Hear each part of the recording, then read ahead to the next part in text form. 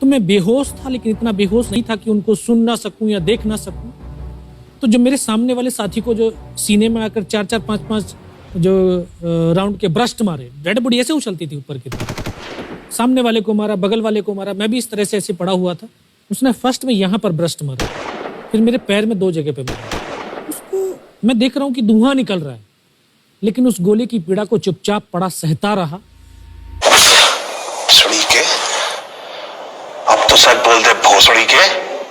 फिर बहुत गालियां दी, बूट की ठोकरें मारी। Mother bloody fuck bitch! Bitch, you fuck you fucking bloody bastard! Benchwood bloody! Benchwood you! You blunder! No, but why? Bloody no! उसके ऊपर कब्जा हमला कर दो। जब ये आवाज भी सुनी तो मुझे लगा कि यार आज तो मेरी पूरी टीम खत्म हो जाएगी। तब ऊपर वाले से एक ही प्रार्थना करी कि मुझे इतने जिंदा रख दे कि मैं अपने साथियों तक सूचना दे सकूं और उनको बचा सकूं। हिंदी फिल्म के हीरो हैं बे हम, हमें कोई नहीं मार सकता। और हमारे जवानों के शरीर के अंदर गोलियां दागने लगी। उन्होंने फिर उसी रोटेशन से गोली मारी, फिर भी मेरी बाजू में, पैर में गोली मारी।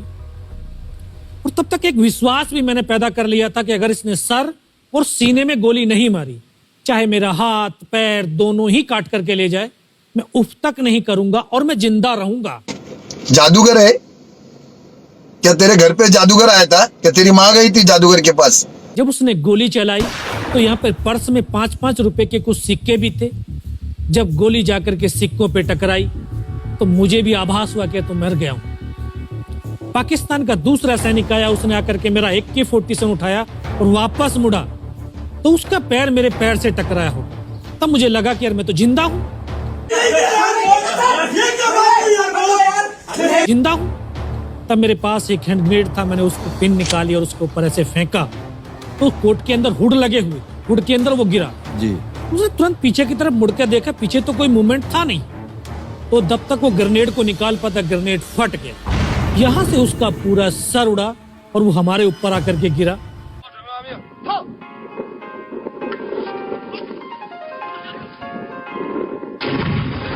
अच्छा, मेरा पास वही एक मौका था, मैंने दोनों हाथों से उसकी राइफल को उठाने की कोशिश करी, ये हाथ हिला नहीं। एक हाथ से राइफल उठाई, वहां से ब्रस्ट फायरिंग किए, 4-5 पाकिस्तानी सैनिकों को मौत की नींद सुला दी। ये कोई रंडी खा रहा है, ये कोई रंडी खा रहा है। 2-3 मीटर गया, जाके देखता हूं सामने उनके लंगर चल रहे हैं, उनका लिविंग टेंट बना हुआ, उनके जो हैवी वेपन का डिप्लॉयमेंट था वो सब कुछ वहां पे लगा हुआ। उस समय जहन के अंदर एक ही पागलपन था, अपने साथियों को बचाना।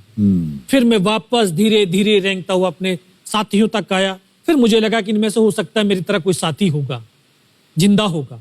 उनको देखा, किसी का सर फटा हुआ था, किसी के फेफड़े निकले हुए थे। मर गया, इंतकाल। वहां से फिर कमांडिंग ऑफिसर तक मुझे ले जाया गया। फर्स्ट एड तो हुआ, लेकिन ब्लड इतना निकल चुका था कि दिखाई देना बिल्कुल बंद हो गया था। जब उनके पास पहुंचा तो उन्होंने बोला, बेटा मेरे को पहचानता मैं कौन हूं? अमरोहे के थे, मशहूर भाई कहलाते थे। मैं तेरा कमांडिंग ऑफिसर बाबा आपटे, बाबूराव गणपतराव आपटे। मैं जय हिंद साहब, बहुत तेज सर्दी लग रही है। तो उनका जो लिविंग टेंट था उसमें के अंदर लेटाया, 3-4 स्टॉप जलवाए, थोड़ी सी गर्मी महसूस हुई। मैं साहब थोड़ा सा पानी पिला दो। बोला ठीक है पानी पिलाते हैं। तभी डॉक्टर साहब आए गए, उन्होंने ग्लूकोज की बोतल पिलाई, थोड़ी सी एनर्जी महसूस हुई। उन्होंने बोला बेटा कुछ बता सकता हूँ? मैं कहा सब बता सकते हैं। तो उनको बताया कि सर रसोई घर में उन लोगों ने हमें बर्तन की तरह धोया, मारा, वहां भी मारा। तभी डॉक्टर ने कौन सा इंजेक्शन लगाया, फिर मुझे पता नहीं कहां पर हूं। फिर होश आया 3 दिन बाद, देखा ऊपर पंखा चल रहा है। पता चला कि 92 बेस हॉस्पिटल श्रीनगर, और वहीं से मुझे बेस हॉस्पिटल दिल्ली रेफर कर दिया और 16 महीने तक उस हॉस्पिटल में मैं रहा। 16 महीने तक आपका इलाज चलता रहा जी। और वहीं पर भाई ये तो लावणी वाला है। और रस्तों के काटे हैं, कितने पुराने पूछ लोगों से जाके, क्यों बात कर नहीं पाते, ना जाए तो